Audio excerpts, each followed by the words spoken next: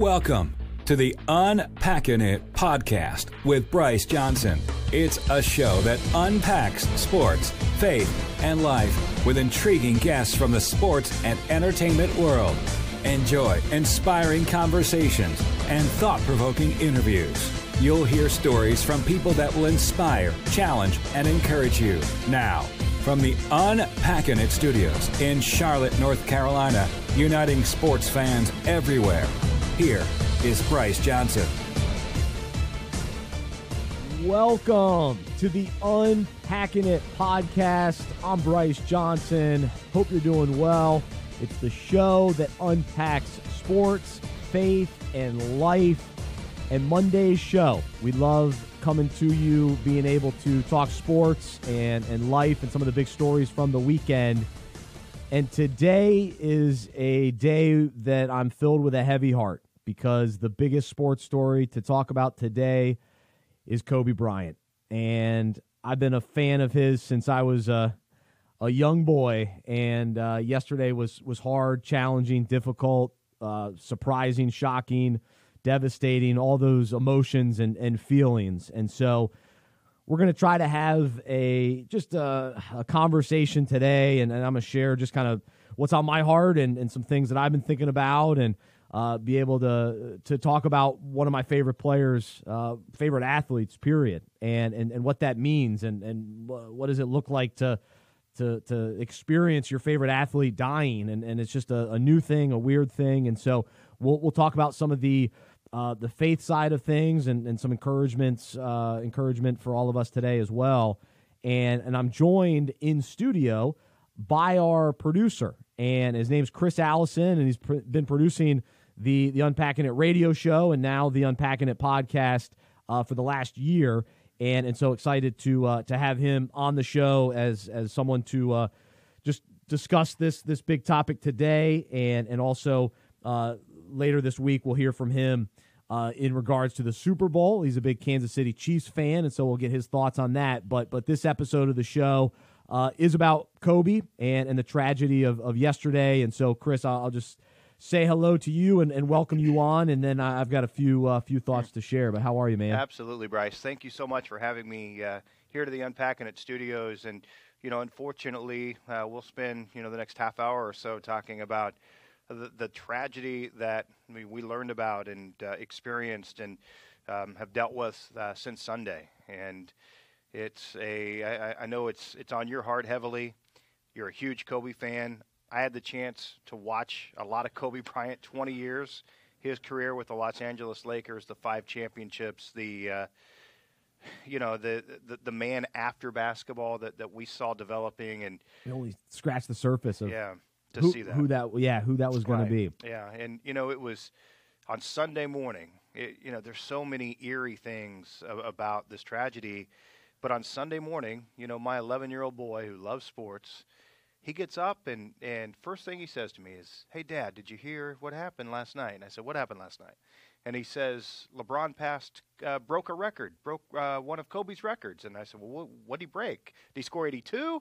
What did LeBron do that last night?" And he said, "I'm not sure, but I know he broke a record." So I said, "Let's go to the computer." And so it was a really good father-son bonding moment. We go to the computer, and I learned that he goes from 4th to 3rd on the all-time points list in the NBA. All-time scoring list, and that's how our day started. And unfortunately, I had to call him home at about 3:30 to break some news to him the Sunday afternoon. So just a tragedy that took place in Los Angeles that's not only affected the sports, the basketball world, but just sports fans and people all over the world.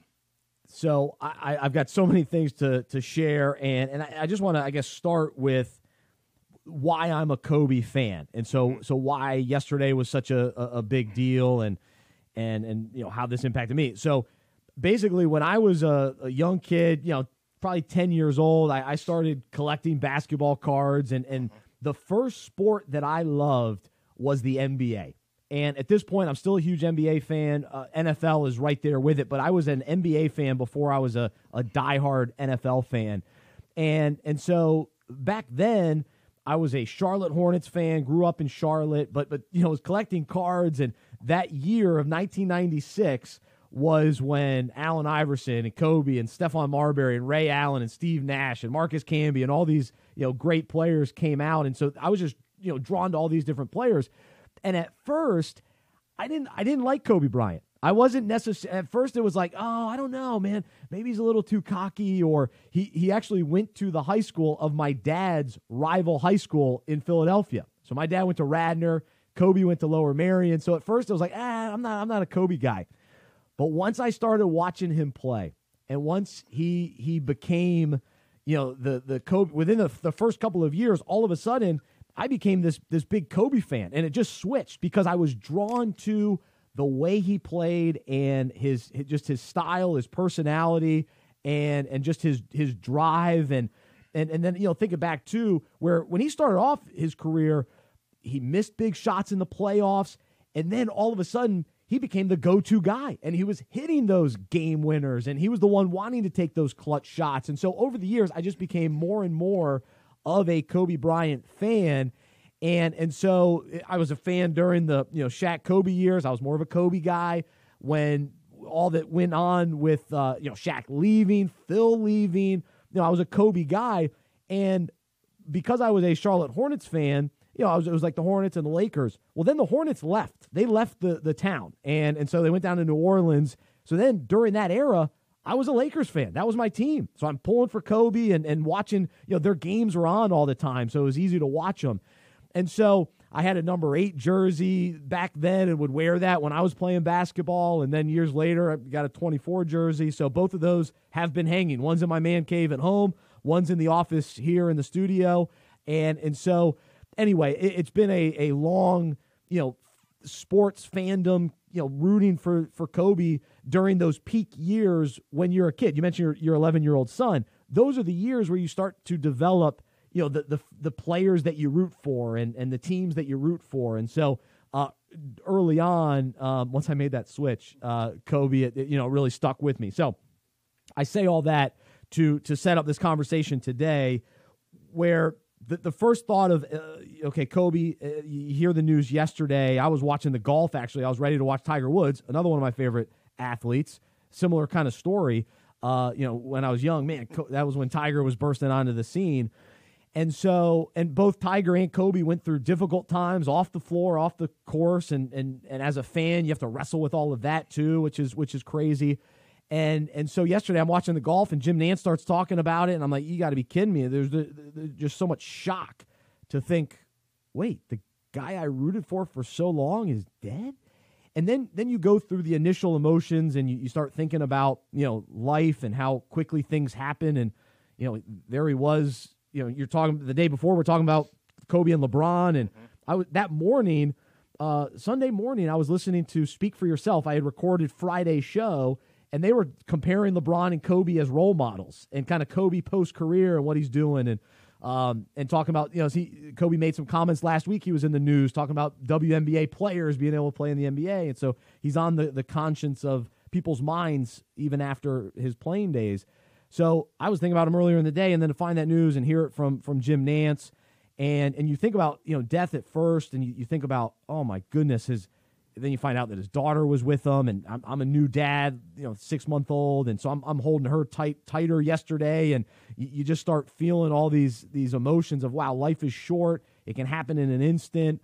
I was listening to Jay Williams in some of the coverage, and he was talking about, hey, if you've got issues with people, you got to call them now. Deal with that. It's not, life's too short to be holding on to grudges, and so much. There's a lot of positivity that comes from the reflection of losing someone and death, and you reflect on your own life, and it leads you to thoughts about eternity, and so there's so much, and there's a heaviness to it, and for those people that think, oh, why are people glorifying Kobe Bryant, or why are people worshiping him or idolizing him in such extreme ways? And I would caution anyone that that's not the answer. We're honoring him. We're thinking about the impact that he had on us as fans, and of course, family members and people that know him. That's another thing. But from my perspective, has never met him or known him. But it's just, Yeah, he gave me so many memories and experiences, and my brothers and my dad were all fans of Kobe, so we remember watching games together, and so that's what it's about. It's not about saying that he was, anything more than what he was. He was a flawed man, but a respectable, accomplished basketball player, and the success that he had in the business world. All of those things are admirable, and those are the qualities that we think about and reflect on. And so, I'm telling you about my favorite athletes. These aren't, and I may have their jerseys hanging in the rafters. It's not that these guys have been my, idols or role models in the extent of that's who I'm modeling my life after. But any athlete along the way impacts you in some ways, and you pull a characteristic from them or a personality trait that you respect, and you sense their work ethic and their hunger and their competitiveness and the way that they have changed over the years. And so I think about that with Kobe, how much he's developed over the years. And even after he retired, I thought he changed a lot, just as we got to see more of his personality, and he wasn't just all basketball like we knew for so long. We got to see him as a dad. We got to see him talk about his kids, and he became an author. I've got his book on my bookshelf, and watching him on interviews with Jimmy Kimmel. And so all of that was fun to see him even after his career, and to watch some of the changes and to think about who he was as wearing jersey number 8. And there really was a change when he was wearing jersey number 24. And to think toward the end of his career, he was willing to pour into the younger players. And you listen to D. Wade and LeBron and Kyrie Irving was feeling it, and all these players that have been impacted by him too. That's really cool to hear too, that he was willing to do that kind of toward the end of his career, which maybe 15 years earlier you wouldn't have expected him to be that way. But he changed and he developed. I think that's part of the admiration for Kobe, is not only the great success that we saw on the court for 20 years, the 5 championships and so forth, but in our society, Bryce, we love giving people second chances, right? We understand flaws in life, and we know that Kobe in, I don't know, it was mid-late 90s when the situation happened in Colorado and the accusation that eventually led to, court dates and eventually charges dropped. But, we saw his wife, Vanessa, stand by him, and we saw Kobe grow from that situation to what we saw to the very, very end. I was listening to an interview earlier with Derek Fisher, who's currently the head coach of the Spark, the Los Angeles Spark, the WNBA team, and they're in Los Angeles.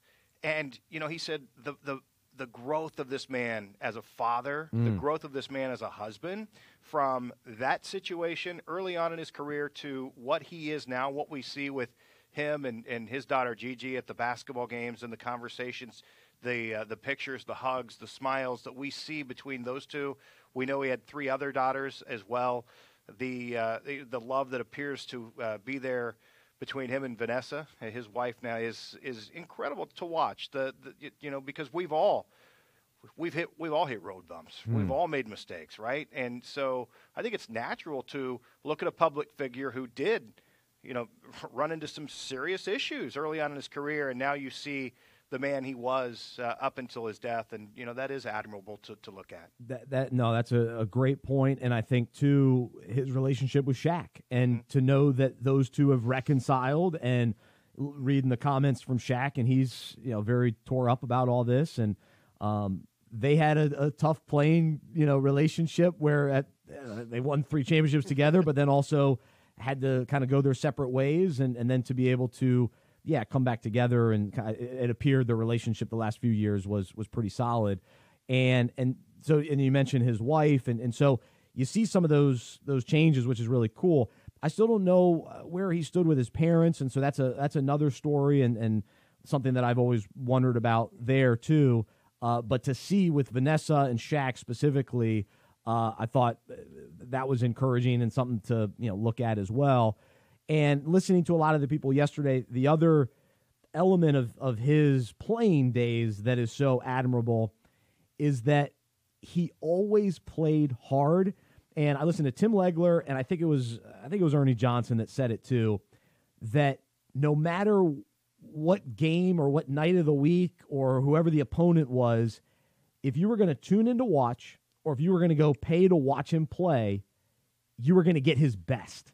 Now, he might have an off shooting night, but he was going to play hard. He wanted to win, and he wanted to make his players better. He wanted to, raise the level of play in that game. And not every player is that way, especially as we live in the world now with load management. You don't know resting nights. You don't know what guys are showing up what night. Kobe played. He played hard. He played through injuries, and that's something as fans we deeply respect. We love that about guys. And whether you think you can only think of a few guys that actually play hard all the time, like Russell Westbrook comes to mind. But after that, it's like I'm trying to think who else plays in today's game that just plays hard all the time. Every play, plays offense and defense. I was listening to Gary Payton talk, and Gary Payton was known as a great defender. He was the glove. And I used to have his shoes. They zipped up. They were awesome. That was my favorite pair of shoes growing up, the Gary Paytons. And he was talking about how Kobe wanted to become a better defender. And so he reached out to Gary Payton, and they talked about, I think this was before he joined his team, because Gary played with the Lakers late in his career, just about how to be a better defender. And so he was always learning, which I'll talk about in just a little bit more in depth. But he wanted to have a complete game. He wasn't satisfied just being a dunker or just being a shooter. He wanted all elements to his game.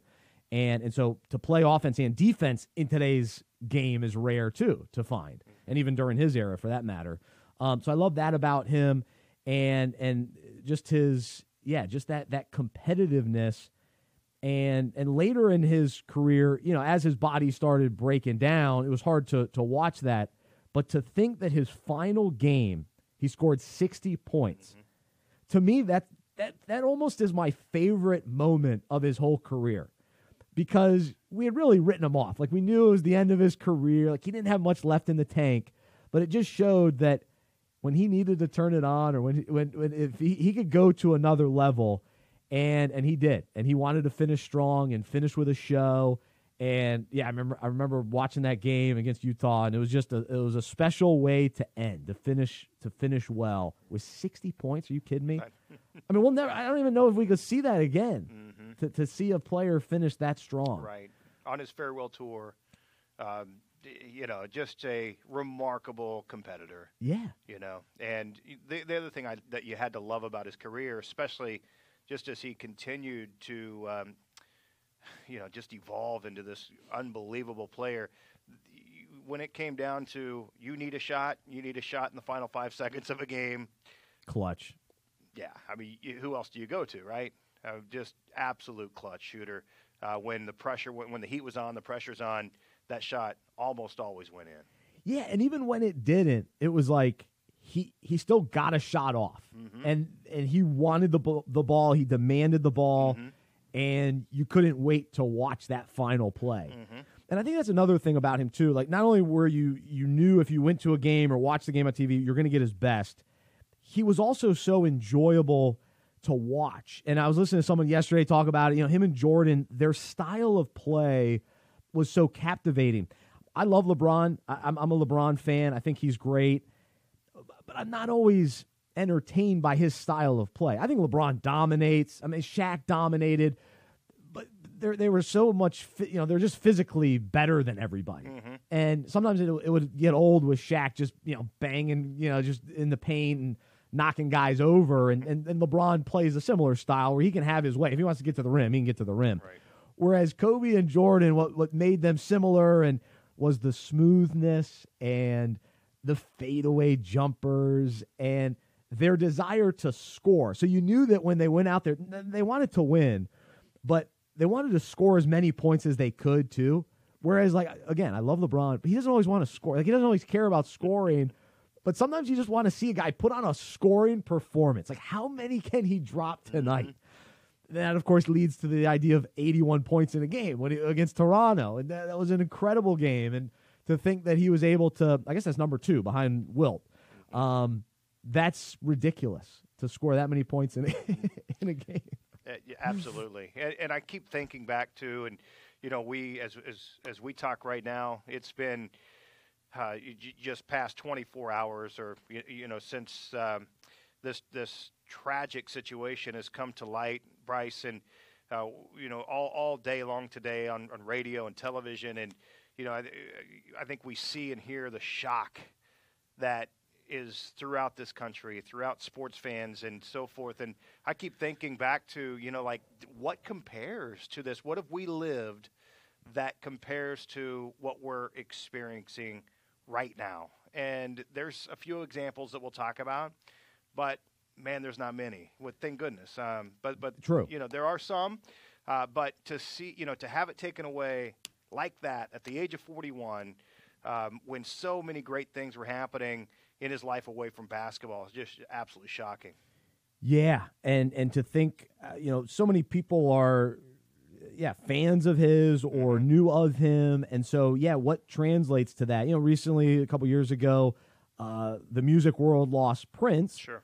But not everyone was a fan of his music, but they were aware of him, and of course Michael Jackson, and those were big in the music world. But Kobe in the sports world, you saw soccer players yesterday, women's basketball players, the Pro Bowl, throw that out the window yesterday. Mm-hmm. Normally you do that anyway, but those guys were done. I turned away from it because that game was already meaningless, and then it was meaningless. But those play, Drew Brees or whoever was talking, Kobe. Yeah, he transcended the sports world. So, like you said, those are the two guys that came to mind. Losing Chris Farley in the comedian world, I was a big fan of his. Sure. And Dale Earnhardt Jr., I guess, in action that was big on the Daytona track, and so that resonates with me. The other one for me, where I was a huge fan of this athlete, and he died too early after 10 years into his career in the NFL with the Kansas City Chiefs, was Derek Thomas. Yeah. And the difference is the car crash that ended up taking Derek Thomas's life, it was a month later. So there was, so he was in the hospital for about a month. He was recovering from this crash. I believe there was paralysis that he was dealing with and so forth.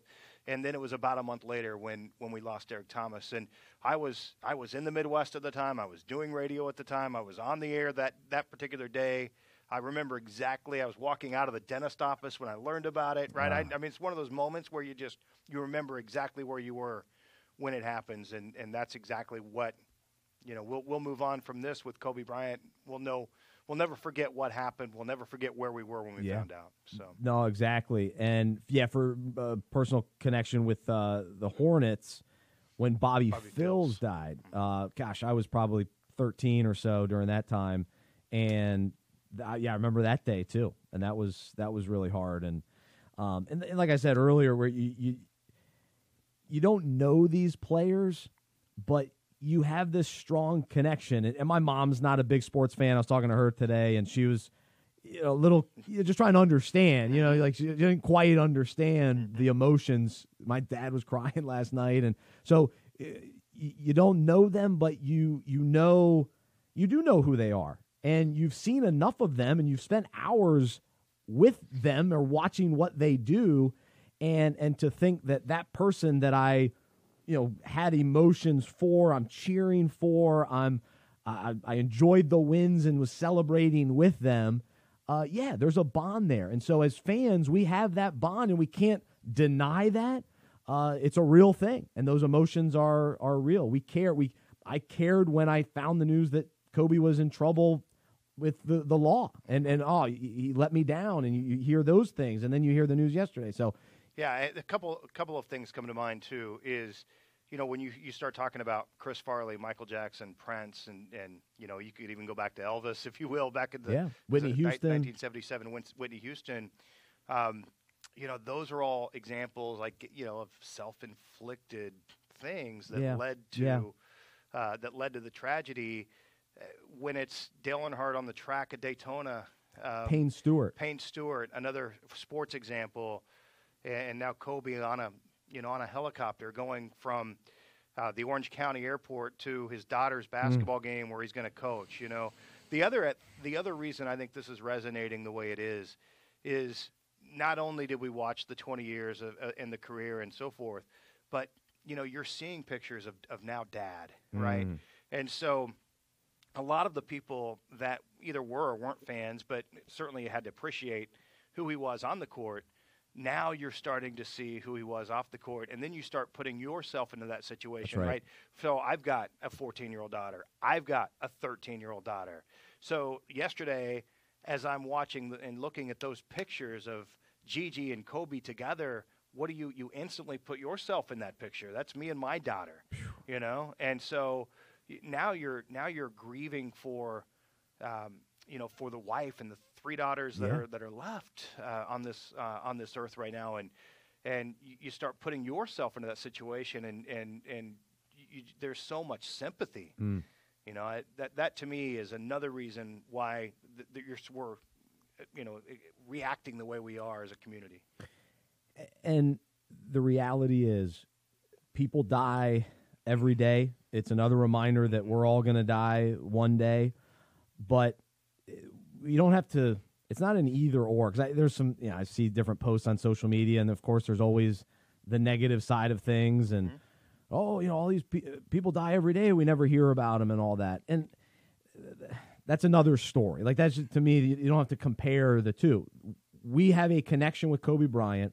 It matters to the sports world, and so that's why we're talking about it. That's why we're feeling it. That's why I sat around and watched all the coverage yesterday. I was drawn to listening to stories, hearing perspectives from people, because I cared about Kobe. I was a fan of Kobe's. And so to try to, tell fans, oh, you shouldn't care or whatever, that's not really fair. And I think, to your point, there is a relatability there too, to say, like I said, I'm a dad of a daughter, and to think, oh man, to leave my wife, and I, if I died, and what she'd have to go through. So you feel that way for Vanessa, and there's a lot of layers to it. It's not a simple thing, and I think if people don't know Kobe or don't understand why fans would care, that's fine too. And there are things that maybe we do need to be more concerned about, with the number of deaths because of certain causes every day, and I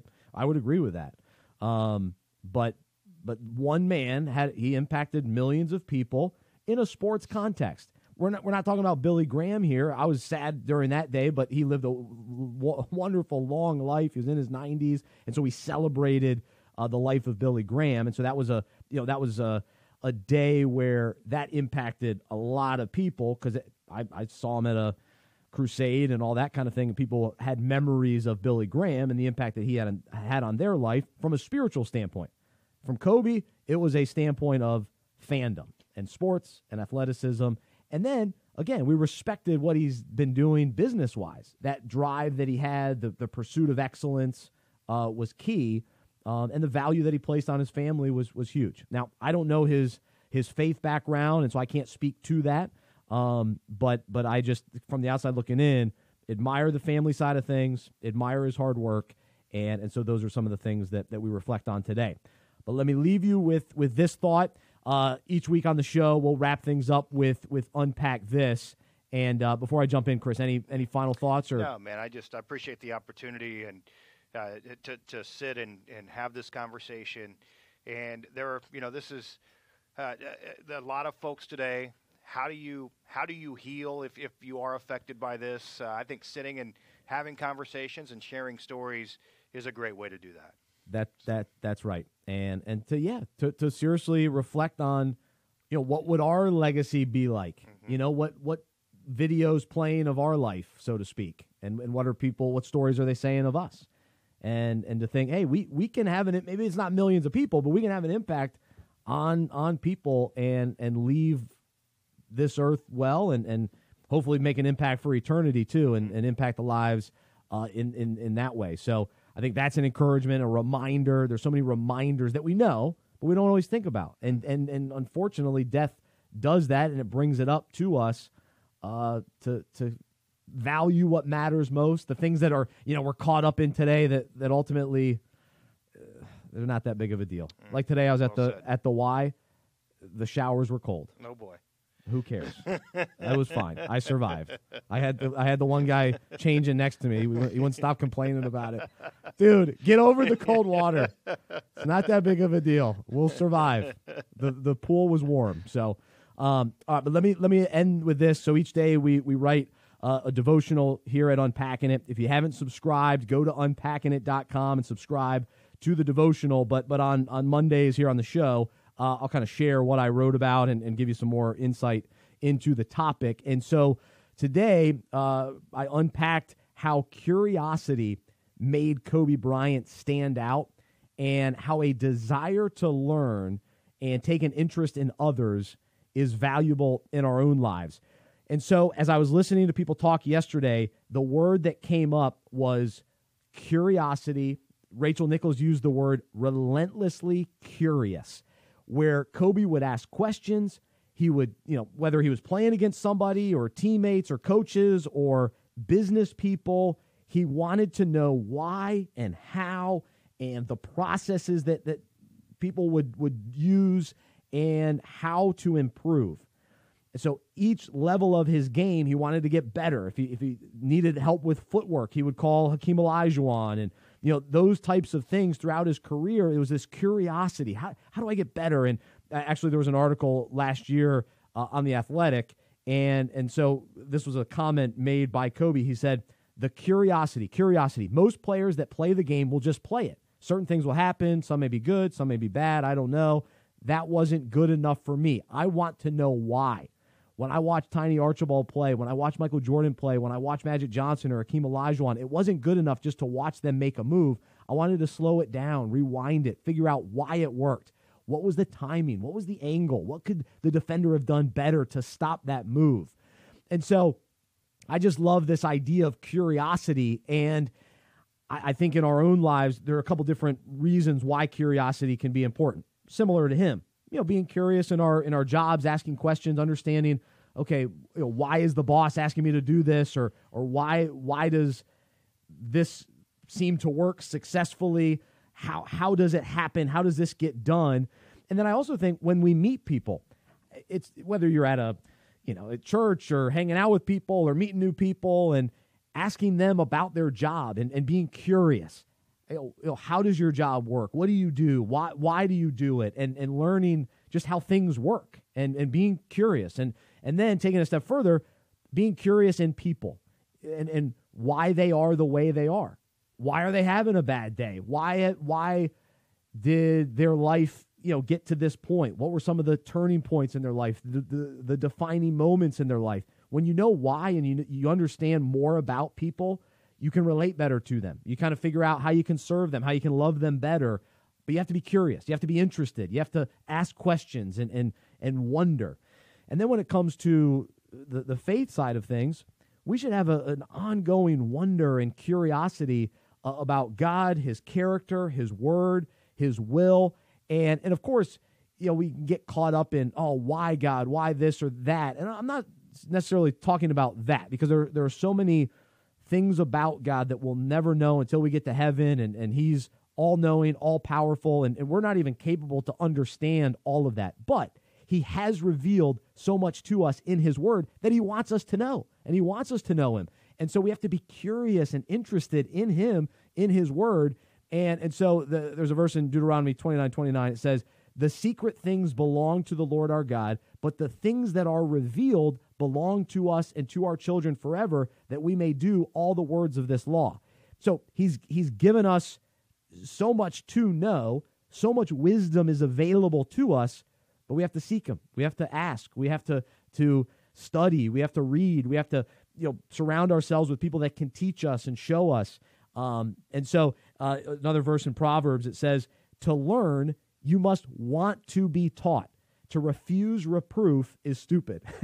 So we've got to have that desire. And so that's what I take away from Kobe. He had a desire to learn and a desire to be taught. He could have very easily acted like he had all the answers, but it actually takes humility to ask, to recognize, I don't have all the answers. I'm not a perfect player. I'm not a perfect person.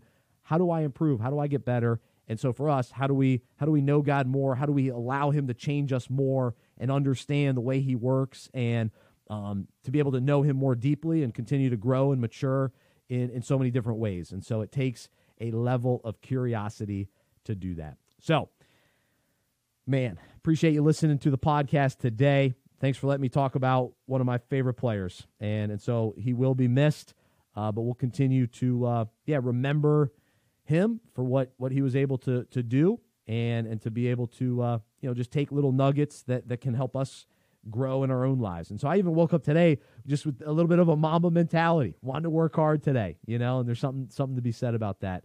And so, but at the same time, I think it's important that we value what's most important. And ultimately, it is eternity and knowing God and making him known and loving people well and loving our families well and caring for people and serving people and resting in that today. So thanks to Chris Allison, our wonderful producer here at Unpacking It.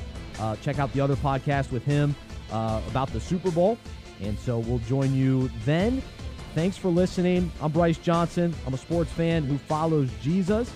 And I hope you will join me on this journey as we understand that Jesus died for us. He loves us. He wants us to know him. And he invites us to follow him. And so let's pursue that together as a community of sports fans. And I'll talk to you next time right here on the Unpacking It podcast. For more information about the show, our events, and other resources, visit unpackinit.com. That's UNPACKINIT.com. We hope you are encouraged, inspired, and challenged by what you heard today. To support our show and Unpacking It Ministries with a financial gift, visit unpackinit.com/donate. We look forward to unpacking sports, faith, and life with you again next week.